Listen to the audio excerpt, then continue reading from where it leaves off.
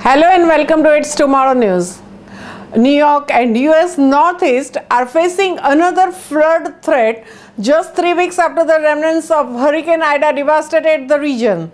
A flash flood warning was in effect from 4 p.m. Thursday until 8 a.m. local time on Friday, and the city officials said that the storm could still cause real problems.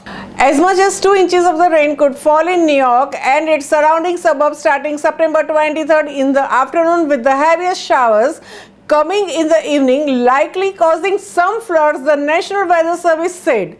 Flood warnings are already in place in Washington, D.C., though the system is moving to the east. The remnants of the Hurricane Ida killed more than 40 people in the northeast, sent torrents of the water through New York's subway, and inundated many homes and businesses throughout the region. Ida's blow to the region came after the storm tore a path of destruction across Louisiana and U.S. South. More than 7 inches of the rain fell in Manhattan as Ida moved through, with the more than 3 inches falling in the single hour. Flood warnings and watches stretch from the Virginia to Connecticut as powerful cold front sweeps the area, bringing threat to the severe thunderstorms that can unleash hail and damaging winds, the Western Service said. After the front passes, the mid-Atlantic and Northeast will be in for some drier, cooler weather.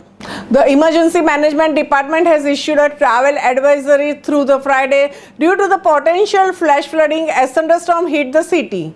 Wind damage is concerned too, with gusts over 40 miles per hour possible.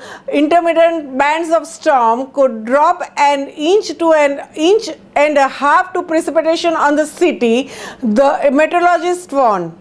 The worst of it will be during the late evening and the first part of the overnight hours. The morning commute was expected to be less severe but could still leave travelers soaked. A flash flood watch was also issued for these New Jersey counties, that is Bergen, Essex, Hudson, Hunterdon, Mercer, Middlesex, Morris, Passaic, Somerset, Sussex, Union, and Warren. The back-to-back storm broke several rainfall records across the region and left behind a trail of doubt about the city's ability to handle more frequent and intense storms due to the climate change. Some parts of the city are still saturated from recent deluges, putting them at greater risk of flooding. The storm is expected to push out the current wave humidity, allowing for cooler and drier air over the weekend. The starting of September wasn't good start for the New Yorkers as Hurricane Ida pummeled the city, bringing the death toll to 49. The unprecedented September 1 torrent paralyzed transit and flooded homes, leaving 13 city residents dead, including 11 who drowned after they were trapped in the basement apartments. Dozens had died in 6 eastern states, Connecticut, Maryland, New Jersey, New York, Pennsylvania, and Virginia, after the storm brought unprecedented rainfall to some areas. The death toll included the state trooper in Connecticut who was swept away as he responded to missing persons call.